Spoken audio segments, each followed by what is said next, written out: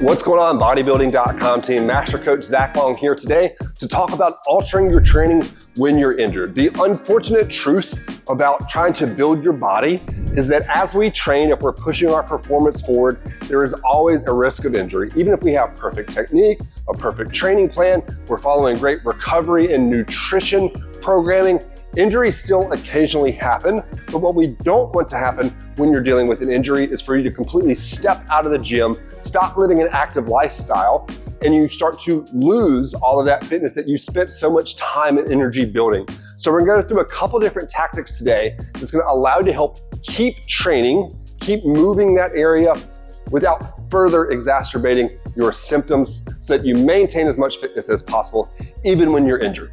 So we got a couple different strategies. Number one is to adjust the range of motion that you're training in. So we're gonna use the bench press as a great example here. If we look at the bench press, for so many individuals dealing with shoulder pain in the bench press, as they bench, it actually gets more aggravated down in the bottom position when their shoulders in a ton of extension. So a really easy solution for a lot of individuals with certain movements creating pain is to just adjust the range of motion. So let's take the bench press and let's turn it into a floor press where now we're avoiding those bottom few inches that a lot of times bother people's shoulders. So play with different variations that use less range of motion and see if those allow you to move more load with less pain and not slowing down your healing process.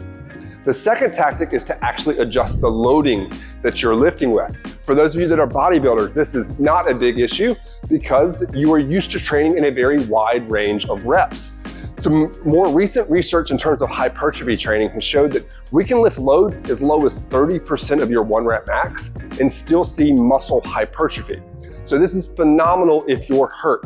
It means your body can still adapt even with really, really light loads. So maybe you can't bench press 75, 80% of your 1 rep max, but it doesn't hurt you to lift lighter loads. What are we gonna do?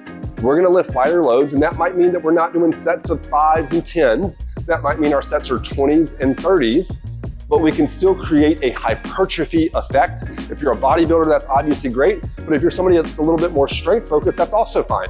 We'll just use this period of time while you're rehabbing to focus on a little bit more hypertrophy, building those muscles up, so that as those tissues calm down and you can tolerate more load, you then get back to heavier weights, and now you have bigger muscles that now have the potential to be stronger muscles down the road. So play with your loading and see if you can tolerate lighter loads, but still take that to fatigue. The next tactic is using different exercise variations that don't exacerbate your symptoms. I think the squat's a great example of this.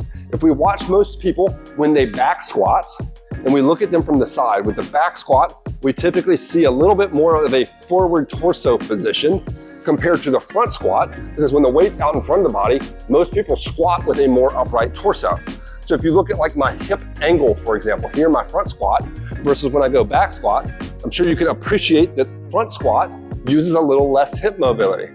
So if you're having hip issues, then maybe switching your back squats to front squats might be a little bit better for you in terms of not aggravating your symptoms. Or if we're talking about a deadlift, we could look at a conventional deadlift, or we can look at a sumo deadlift. Sumo deadlift, people tend to keep a more upright torso. Conventional deadlift, a little bit more lean forward. Conventional deadlift challenges the back a little bit more than the sumo does. So if you're dealing with back issues, maybe play with the sumo deadlift for a period of time to allow your back a little bit more time to recover while you still pull heavy weights off the ground. Another thing that we might look at from an exercise variation standpoint is unloading the area that's really aggravated. So a great example of this is, let's say your Romanian deadlifts are tweaking your back. Well, a great way to alter that is to take something like a resistance band. I've got that band around my hips. So now as I do a Romanian deadlift banded, that band isn't adding any more load or stress to my spine.